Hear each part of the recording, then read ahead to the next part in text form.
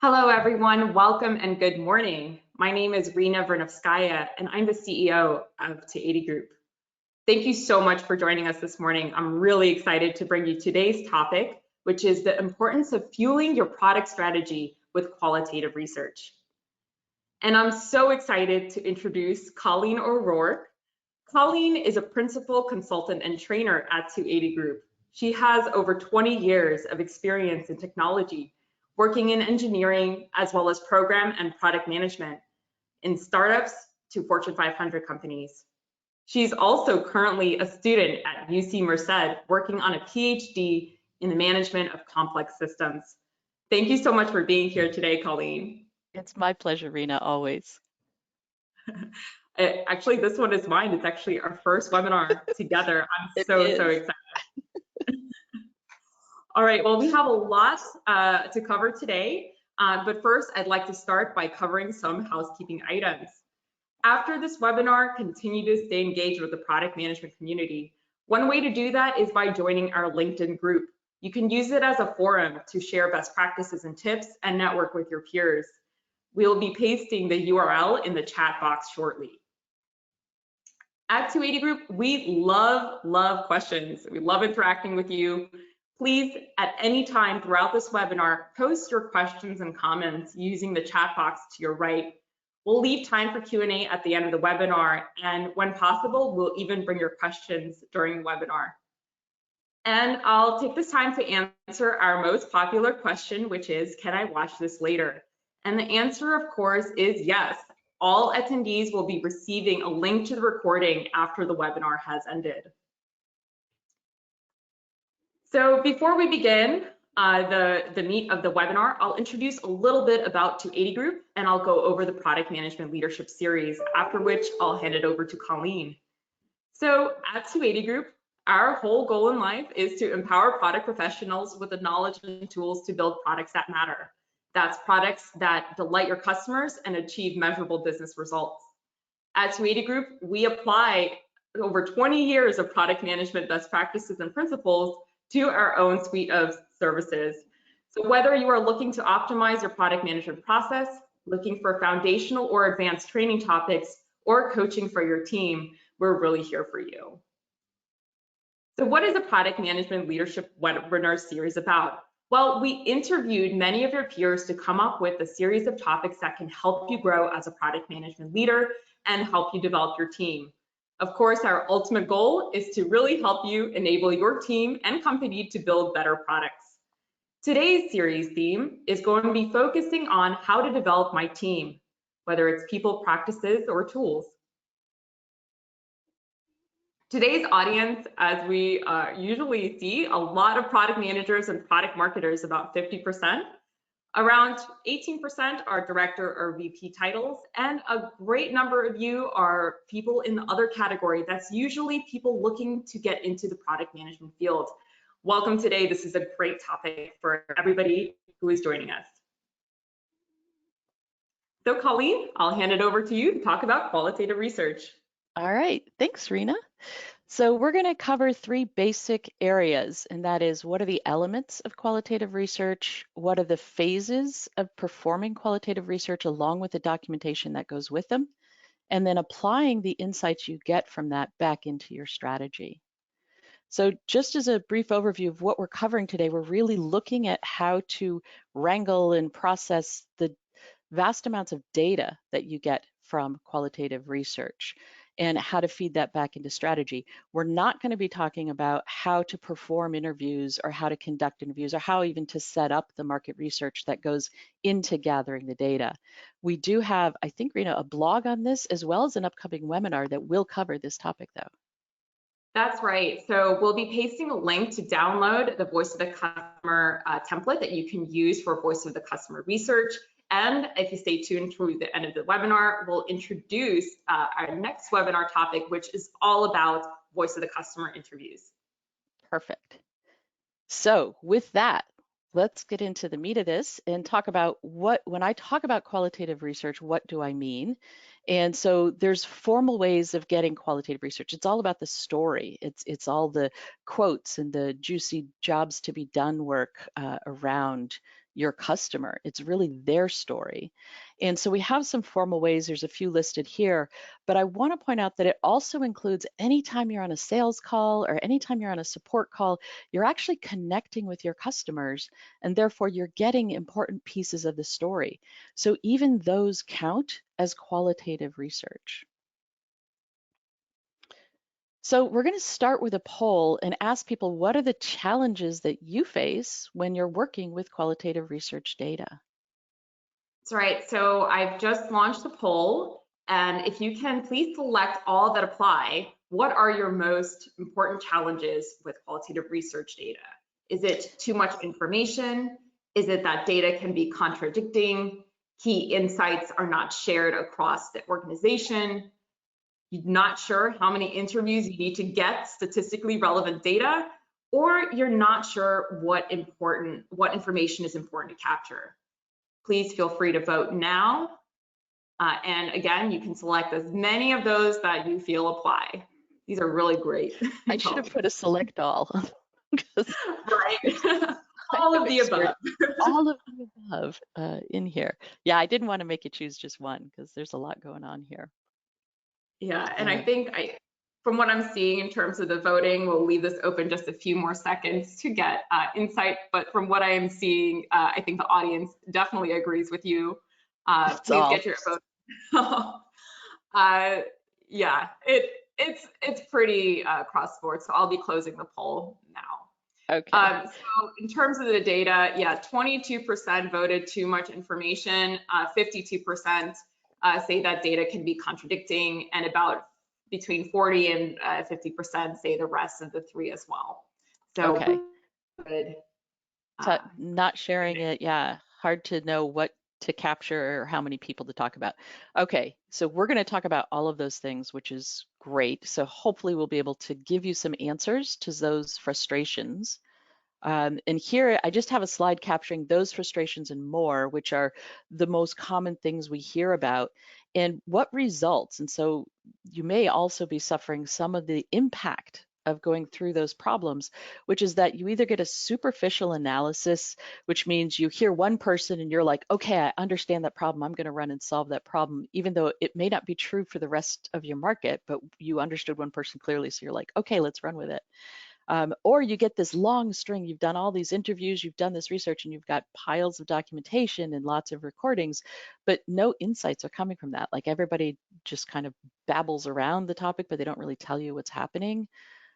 Or which then leads to that there's findings, but there's nothing that's actionable to feed back into your strategy.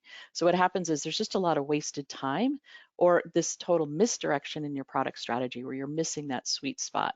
And so these are the reasons why, these results are the reasons why it's important to understand what to do with all that data. And I've totally been here. I definitely feel it, and I think product managers, especially for the first one, we tend to be empathetic people. And so when we go through some qualitative research and something really resonates with us, and it might be just one customer's pain, we are drawn to thinking that might be the most important pain. So it's really difficult to separate yourself. Oh, I love that. Yeah, it resonates or it just confirms our bias, right? Like we're looking for something and we get a piece of data that confirms it. So we're like, okay, let's run with it, right? So we're subject, as humans, we're subject to interpreting the data that way. And especially when you get just these piles of data. And very often customers, you can ask them a question and they're not going to tell you what you need to know. They're going to like talk all around the topic. So these are really, if you're experiencing this, this is really common. And even when I know what I'm doing with qualitative research, I still find myself having these problems. And it just means I know I need to stay in the project longer and keep working through the material when I'm experiencing these problems. So I want to take a step back now that we've framed the problems. A lot of times with qualitative research, people really think about, and we do spend a lot of time as product managers working more on features. Like we'll try and refine a particular customer journey, or we're looking to get the best design. We're working with our CX or UX teams. And so we think of those focus groups where we're really tightening the interaction of a particular feature. But the reality is for product managers, qualitative research starts way at the beginning of our product strategy. And we actually can't get to a really solid product strategy without having this information. So this is the two sides of the coin, the qualitative and the quantitative data. Both of them have to go together in order to have a really solid product strategy, because you can't do segmentation and needs-based segmentation without understanding the needs in the market. You can't do your personas in order to do prioritization and understand customer journeys without having this story aspect. And so as UX teams, they can really focus on the feature base, but as product managers and product marketing managers, we've got to step way back if we want to get our messaging and positioning right and understand that qualitative research is with us from the very beginning of the journey of building our product strategy. So with that said, what are the key elements that go into qualitative research? Because it might be a little bit more than it was certainly more than I realized when I started down this path of learning. An important thing to throw in here is to have a hypothesis or a question in mind, or at least a perspective as you're listening to your customers and as you're conducting research or setting up research, to really clearly understand what is the information you're trying to get. And I don't mean specific feedback of yes or no. I just mean have good questions in mind. And the reason you're going to see is this, we're going to go through a lot of examples. You're going to see that if you do not have this lens, it gets really blurry really quickly. Like the lens is what helps you focus in on the most important data. And so get in the habit of asking great questions as product managers. And very often my questions are formed around what are the elements of my product strategy that need either updating or refreshing, or do I hear something in my strategy that may not be correct? Let me ask more information around that. So I always let the strategy guide what I'm doing. Right, here's actually a good point, Colleen, if I can cut in. Sure. If you're not having a great lens, right, if you're struggling with what lens am I supposed to have to begin with, usually, and I see it in the tip here, your question or your product strategy is not necessarily aligned to the business strategy. So this is also a really good point and a check-in for yourself and your team to say, are we really aligned? Do we know what goals we're trying to accomplish? So if you're struggling with aligning your product strategy to the business strategy, these kinds of practices will really help you draw that out. I love that you said that. And it takes a CEO, right, to really ping that how closely this product strategy is related to the overall topic of strategy. And so that's really all of this gets back into, am I building the right strategy? So it's a strategic exercise and it's a strategic tool to do this, lest we ever forget our strategy. All right, so the other components that go into qualitative research, there's three of them. One is that conversation element, and this is the one we're familiar with. So we do interviews or focus groups, and so we're capturing that conversation, we're asking open-ended questions, we're really connecting, we're empathizing, we're gathering feelings. So that's one we're used to. And to be honest, when I came into qualitative research, that was the one that I knew, and that was all I thought there was. But there's so much more. There's also observation. And this can take place in a couple of different ways, because people will say one thing, but they'll do something else. Like, and we all do that, it's human nature. But we want to make sure that we have periods where we can watch our customers, and whether that's simply having someone as an observer during a conversation where we're having interviews or focus groups, you're used to having people who are observers and then someone will be facilitating. That observer position is really important because we can catch things that are missed in the conversation. And often I will attend meetings where I will introduce myself because I'm never hidden. People know I'm observing, but then I'll turn off, if it's on Zoom, I'll turn off my camera and I'll even not have a picture. I'll specifically pull my picture off. So people pretty soon forget I'm even there. And I can actually watch how people interact so that I can get information that they would not have told me in person. And then the last piece that's here, it's really important, is artifacts. And so this is either documents or plans or photos. It could be charts. Sometimes I'm interviewing people and they'll get up on a whiteboard and start sketching. So like, make sure you capture these things. These add real life examples, and they add this idea of corroboration is what it's supposed to be back into that data. That got changed in spell check, I guess. Yeah, so you want to be all the time corroborating your data across each other so that you're getting a more rich picture of what's happening. Right. So here, and I know, Colleen, you're going to be sharing many examples, but if you're starting to see a user use something inconsistently across different users, then that can indicate that there is maybe some misunderstanding of how they're supposed to be using the tool. And so you can corroborate the interviews that say that they're confused with actual inconsistencies in how they're using tools. Exactly. Right. Yeah, if they say they're confused and yet they don't demonstrate they're confused, what Right. is their confusion? There's a source of confusion that you haven't hit upon yet. What's driving that, them reporting confusion, right? That's So right. you don't have the story yet. And so this is how these pieces come together to help you make sure you've got the right story.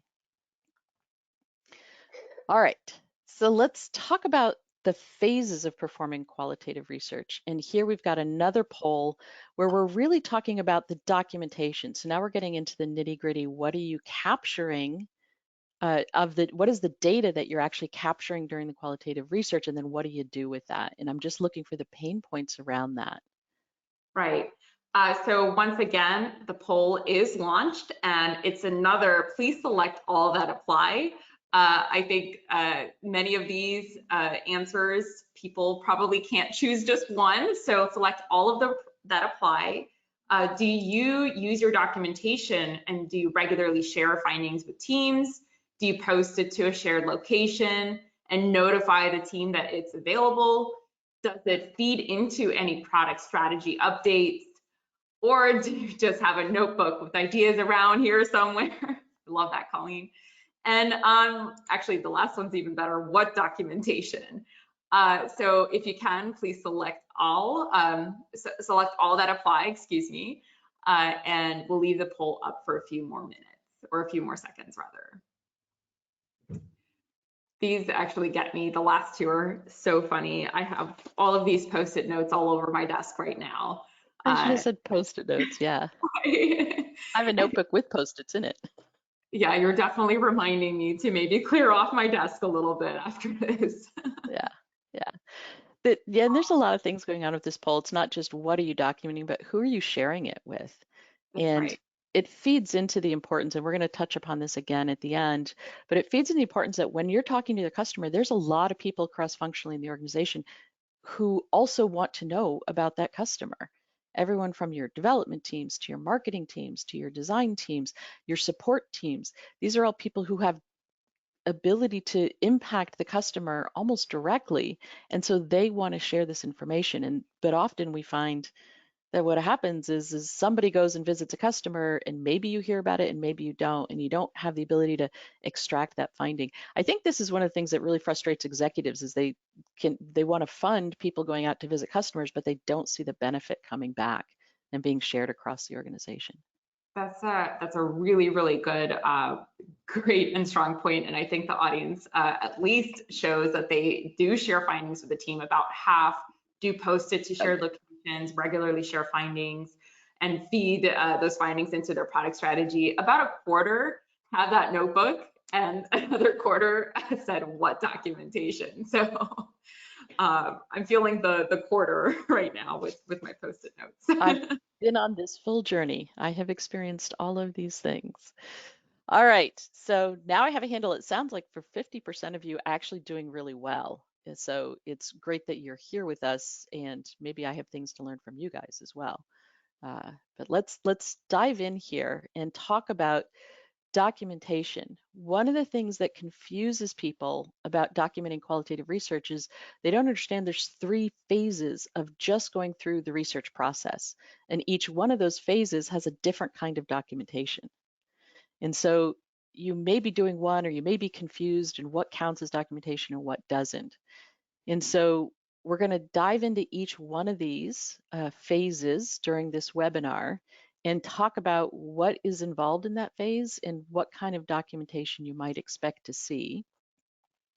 So phase 1 is where you're capturing that data. So you're in front of the customer, you're observing, you're listening, you're collecting artifacts. So this is kind of an in-person thing. We tend to get a lot of quotes and our observations, and we're collecting that firsthand knowledge, and we tend to just sum it up. I literally have notebooks on my desk where I'll capture information. I have a lot of recordings. So that's like raw source data.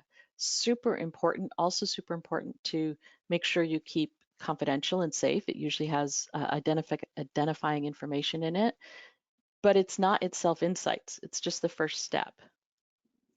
So then we take that data and we move it into the next phase, which is where we start extracting insights. And we're going to go through this process called coding and theming.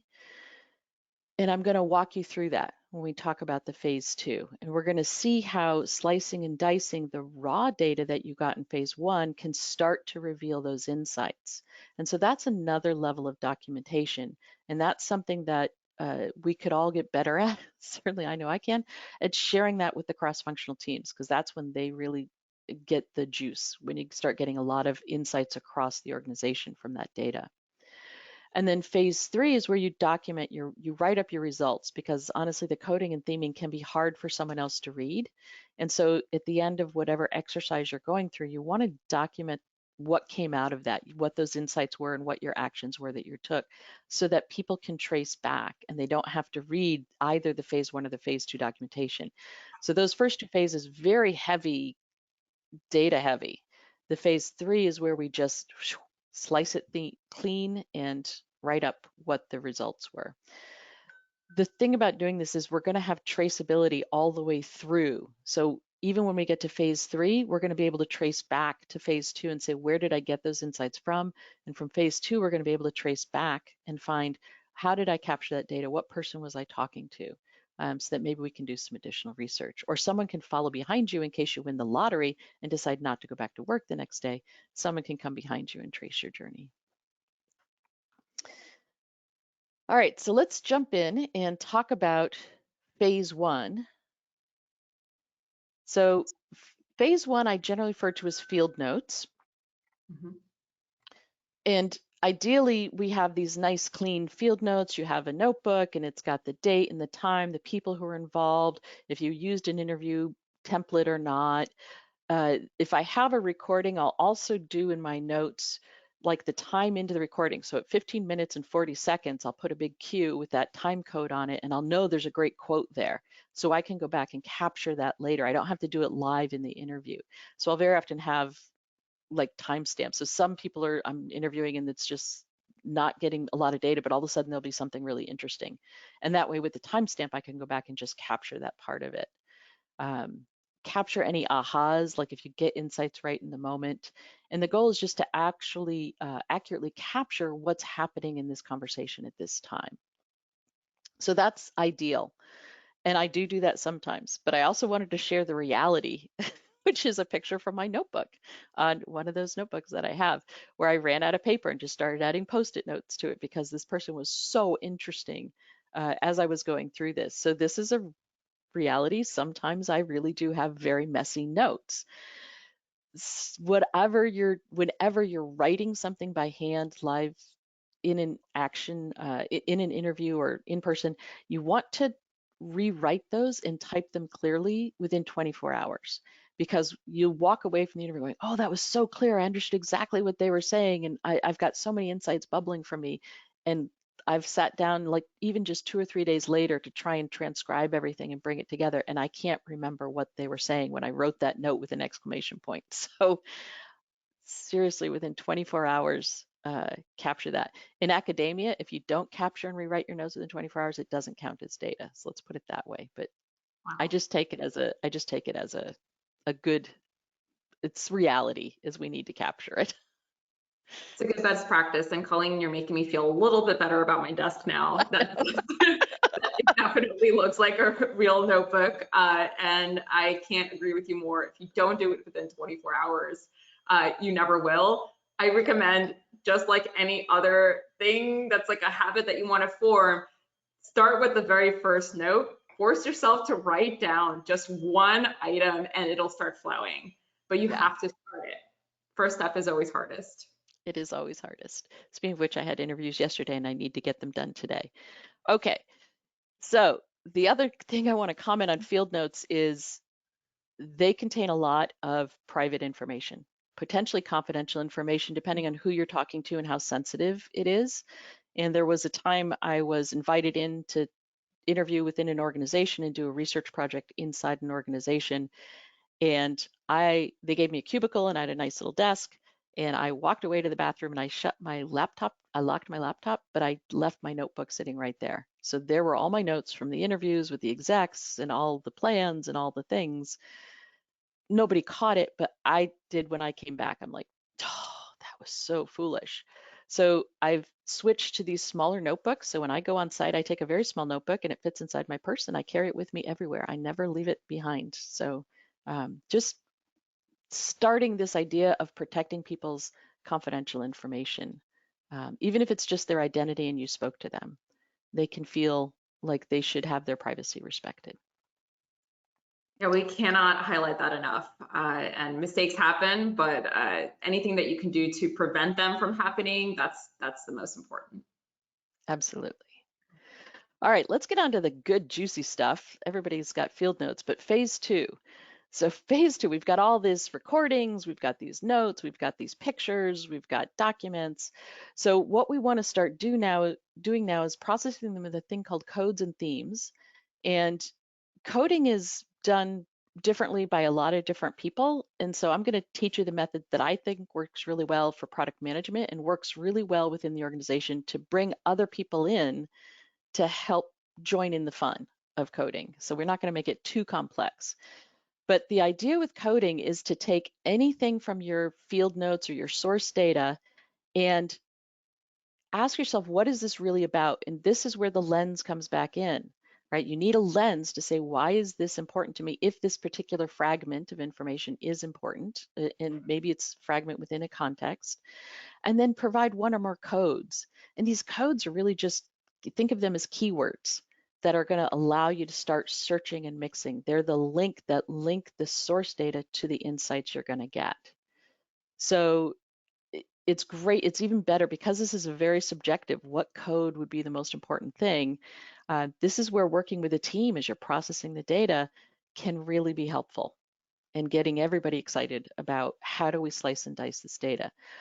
So I'm going to go through an example of this. I think I also have a note up there saying there is software that helps you do this. So if you're processing a lot of data or you have large teams or you're in remote locations where your teams can't get together and work in a conference room to do this together, you can look at some software pieces. I've seen NVivo. I can't say I've used NVivo, so we use it in research at school.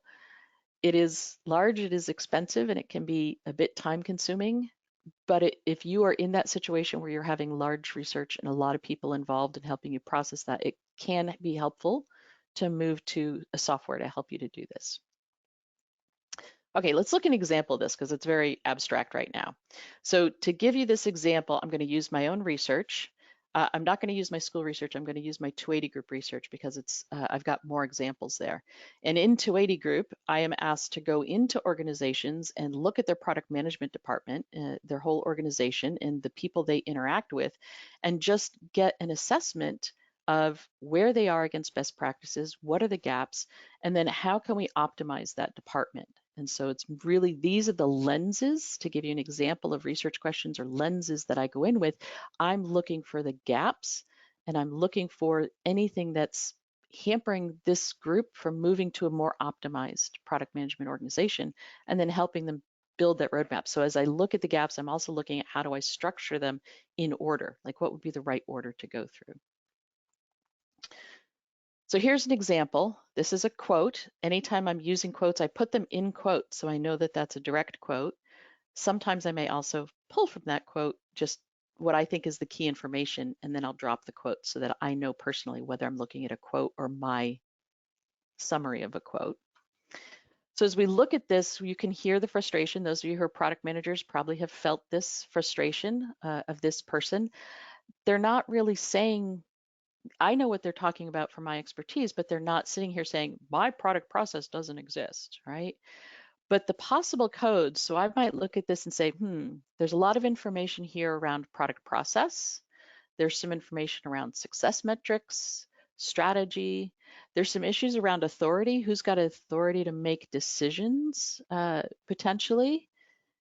There's accessing customers might be in here, cross-functional coordination, and then I might tag a few frustration or fear, some emotions that I might hearing, and I'll put the role in here as well. So who was the role of the person I was talking to? In my research, I also put initials or some identifying information so that I can trace it back to where it came from. Again, just be very protective of that information as you're going through. So Rina, does this make sense that to extract these kind of codes? Yeah, I was going to ask, so when you're going through this process, are you trying to pick codes that you store somewhere so that you can reuse the codes? And is there such a thing as putting too many codes on a code? That's a great question. So when I do this, I'm very often in Word. So I've taken my notes and run them through a transcriber, so I've transcribed my own notes. I've written them so I can read them. If I have recordings, I'll send them through a transcriber. So I have a documented set in Word, and I just start using comments in Word. And then I'll have a list on the side where I'll kind of keep track of just what ones I use. Now, over time, I've gotten really good at doing this a lot, at knowing what my codes are. So I have my personal set of codes, and I don't tend to work cross-functionally, so I don't have to share them with folks. So as you do start to share, you might want to have a list of codes that your teams all agree upon. These are what our codes are going to be, so that you can search and find things really quickly in data that are tagged. And then if you want to add to those codes, you can do that. But it's a great question. That's right. You want to make sure that they're usable and that they are traceable. And so if you're using specific words, you want to make sure that you're consistent with the words that you're using. And I absolutely love that you identified emotion words. Oftentimes with product management, you want to look for emotional triggers. These will be very helpful in finding out where the true frustrations, where the problems truly lie. So it's Yeah, great point. love it. This is also, if you're working with a large team, where the software comes in handy, because the software, you start typing code and it'll alphabetically pull up that code for you. So it's really handy, again, if you're dealing with large data sets or groups, to have the software back you up. Okay, we all work at the level we're working at. All right, so once I've got, let's say, an individual, so I've just had this interview with an individual, I will then process this individual by separating out those codes. So I'll look across everything that I got from that individual, whether it's quotes. I might have, okay, I'm going to extract a quote now from them, or maybe I just extract some sort of summary. So I'm pulling that from the conversation element.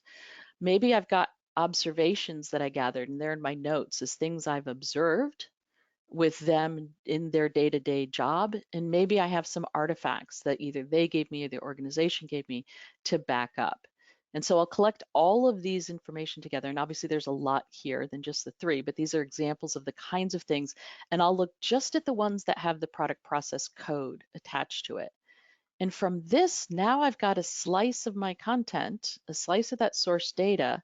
So I'm not looking at the whole overwhelming piece of it.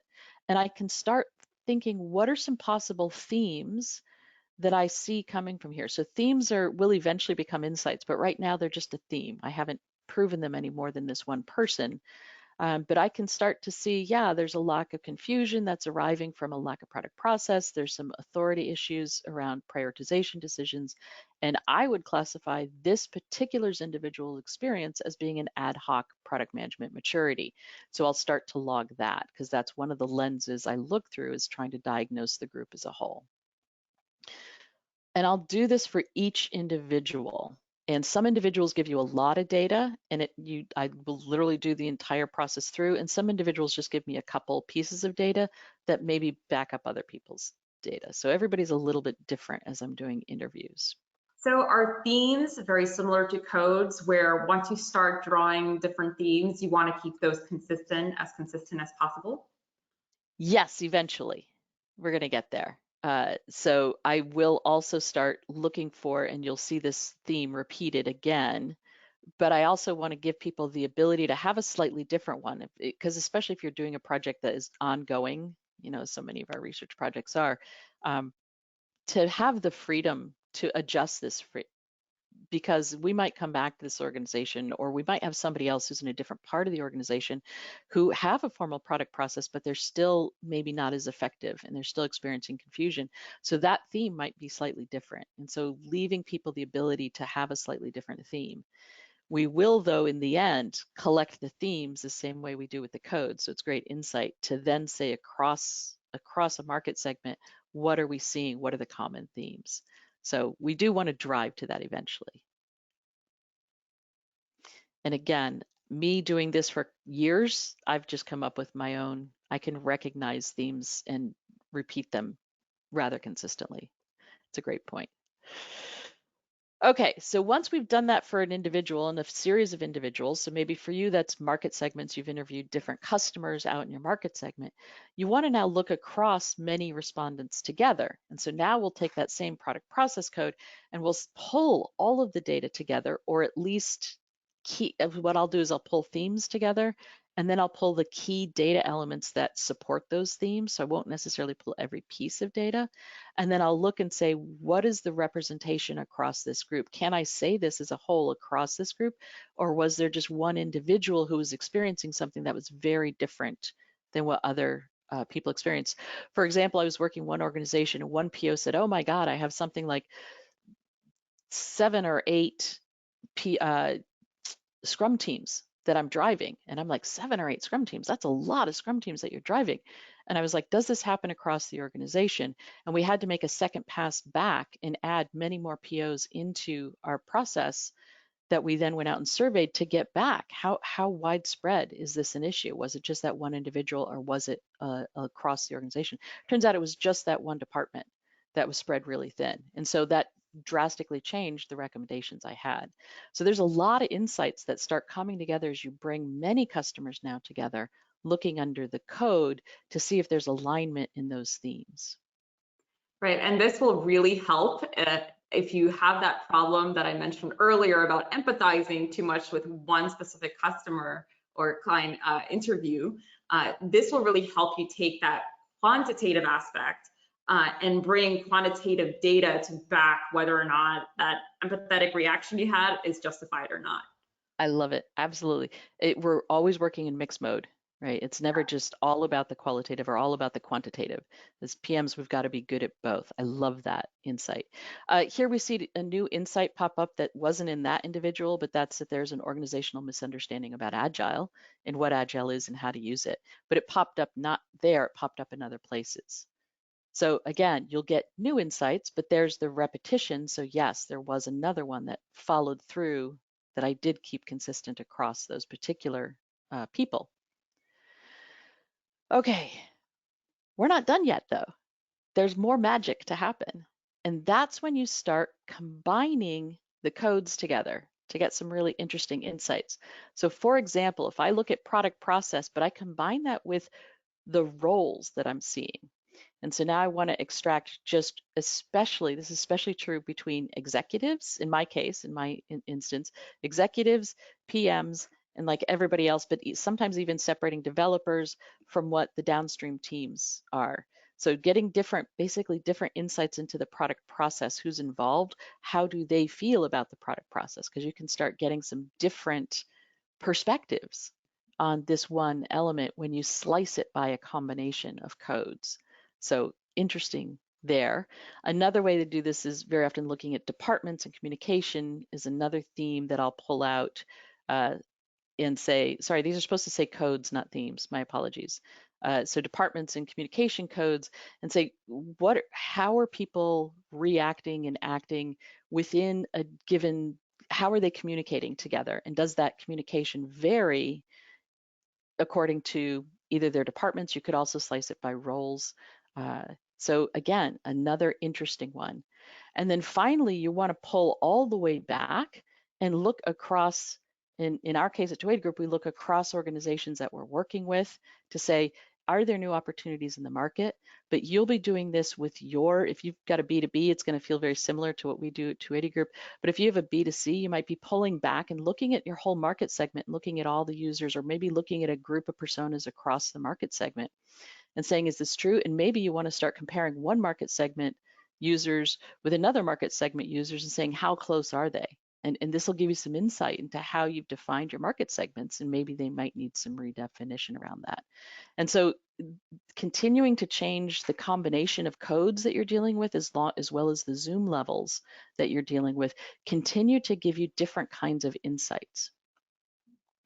And I Make want to sense? add that something that Colleen said just in the previous slide also is true here. When you're starting to see different themes or insights come up and you're not quite sure if that is truly validated, this can help you also make choices around interviewing more people, going back to some of the people that you interviewed, asking them new questions. So this is still an opportunity for you to consider your qualitative research is not over, but you might need to double click on some of these insights and themes.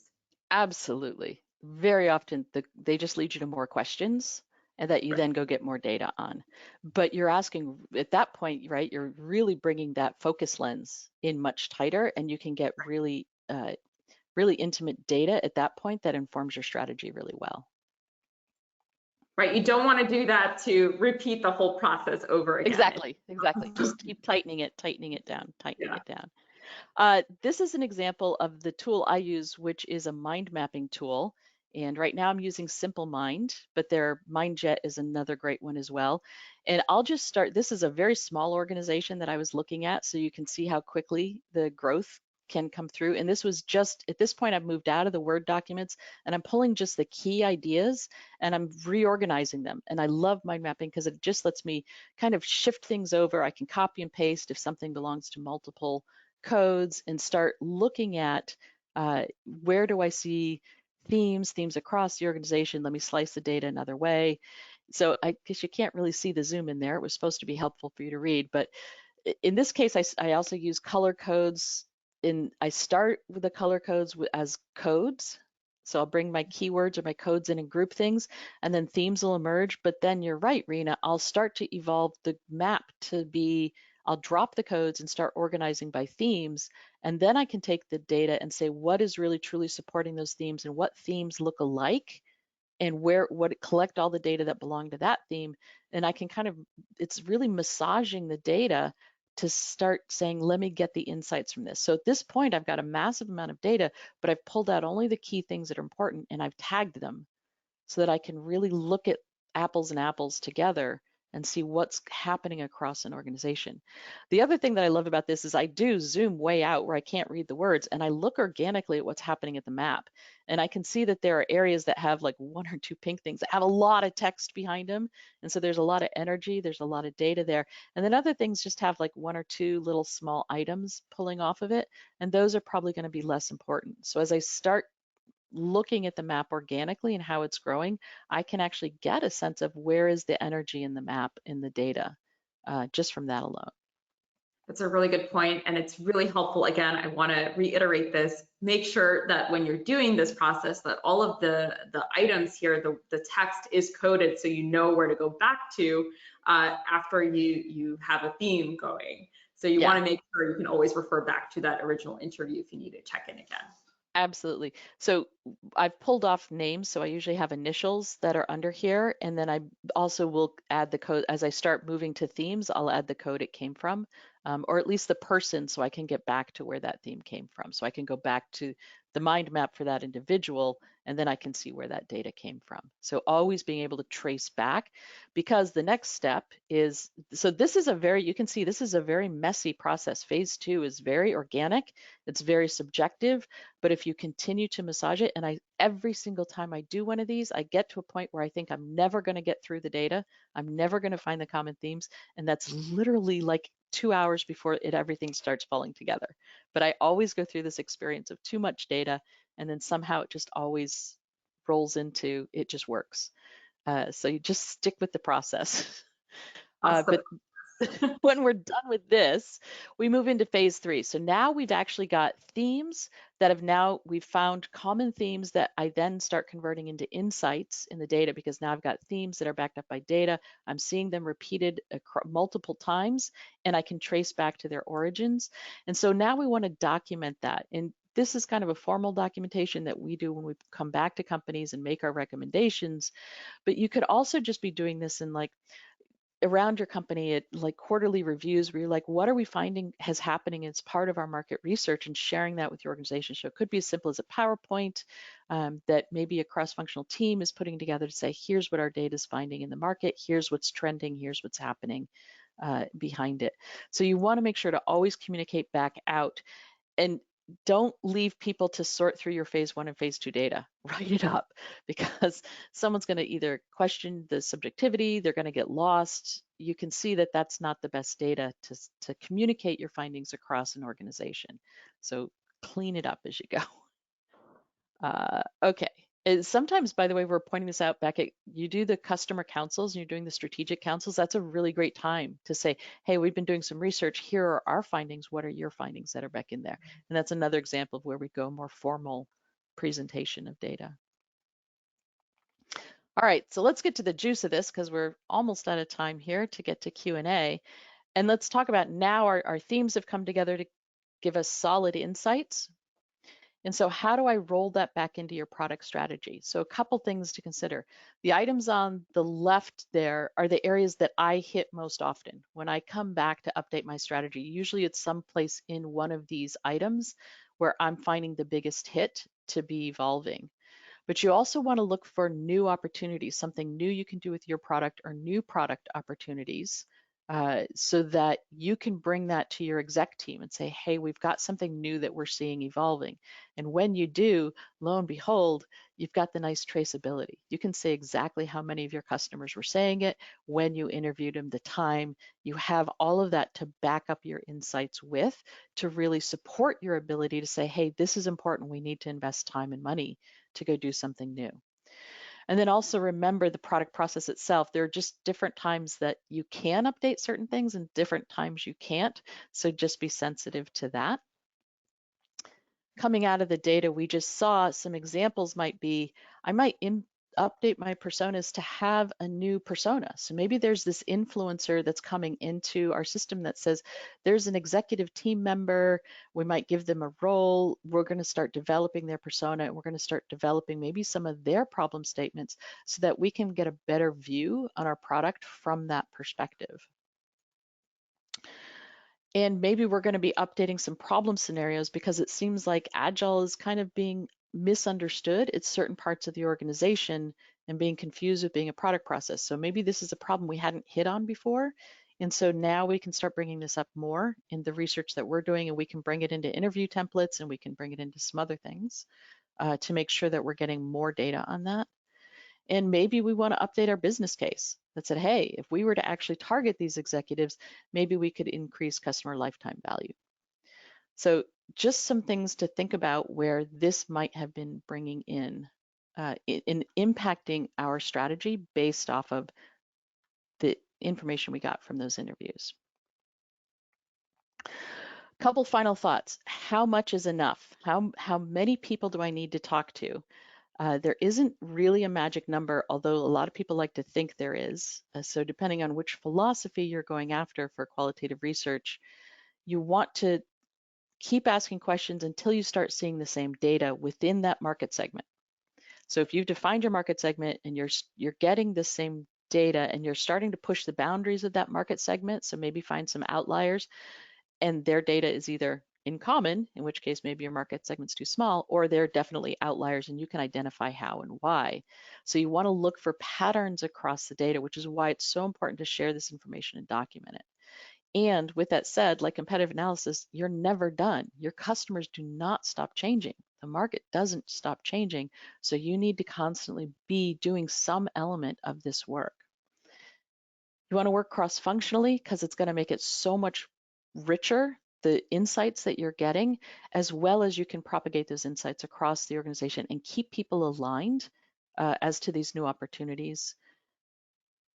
This is also very subjective work. It's going to feel different. It's going to feel like, I come from an engineering background. It feels squirrely to me when I first start doing this, and it took me a while to really trust my judgment and my understanding. And again, having that lens to work through is going to help.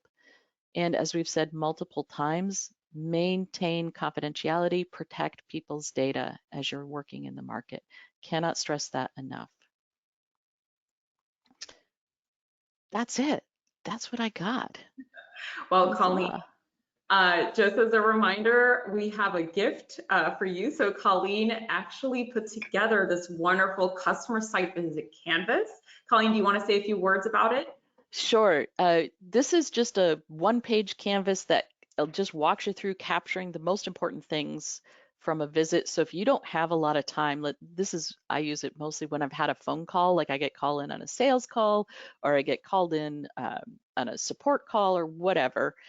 I can actually just document what I learned in that call and put my keywords, put my codes in there, and just kind of file that away. So the next time I'm doing some research, I can pull it back up and remember what was there. And I can also share these insights with my team, and they can it's like a really quick one page, walk you through the most important things to capture. So this download, thank you so much, Colleen. This download will be provided in the email following the webinar. So make sure to take a look at your email and download this really helpful canvas. I'll be launching a poll right now. If you could please let us know whether or not this webinar was helpful for you. And we really want your feedback. And now, Colleen, we have a lot of really great questions. So I'd like to get to a few of these on the webinar. We have a question here around where does the value of what the customer is willing to pay come into play in this process?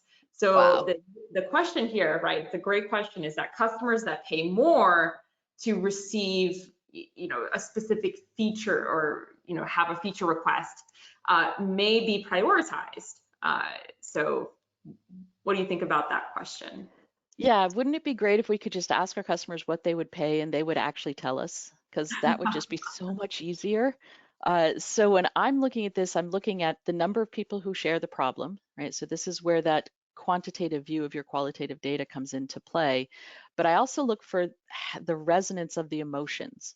So the more emotions people have around something, the more they're going to pay for, whether it's delight or whether it's pain. The emotion is going to drive a purchase decision. I've found that to be true anyways. And so when I do that zoom back in the mind map and I look for lots of words, they also tend to use lots of words where they're either excited or experiencing pain. And so I'll look for that. How many words came out? Is there energy here?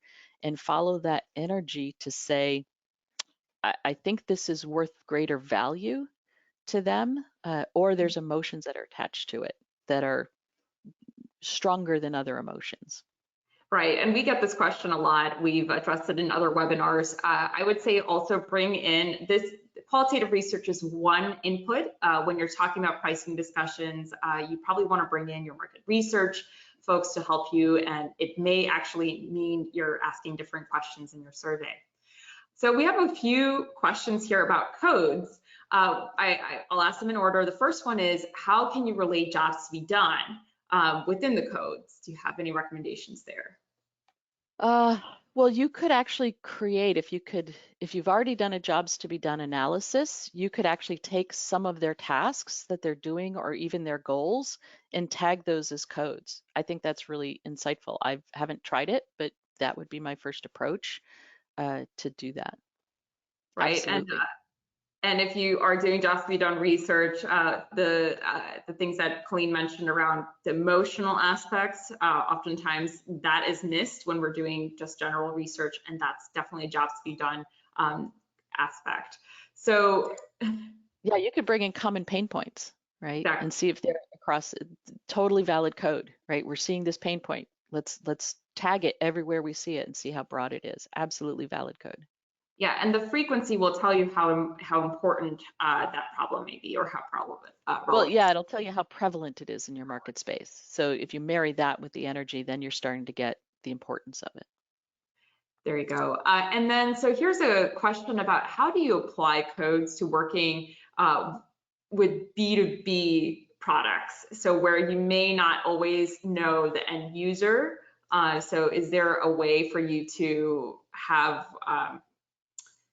how to get the end user feedback when you're working with qualitative research? Yeah, it's always best to go get that from the end customer, from the C. But if you Right. can't get that, like I have run into instances where it just is not possible, I would put into the interview process questions about the customer to the people I'm interviewing. What do they know about the customer?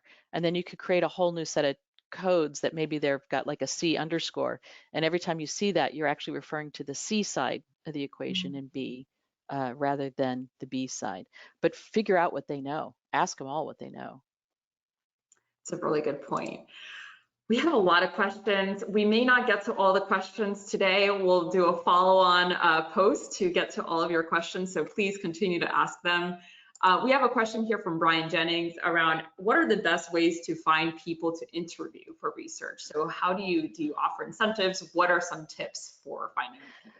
So because we've got so many questions, I'm actually going to refer him to the other webinars because we do have both the blog that we're going to do as well as the upcoming Voice of the Customer webinar. And that would be a great question for them.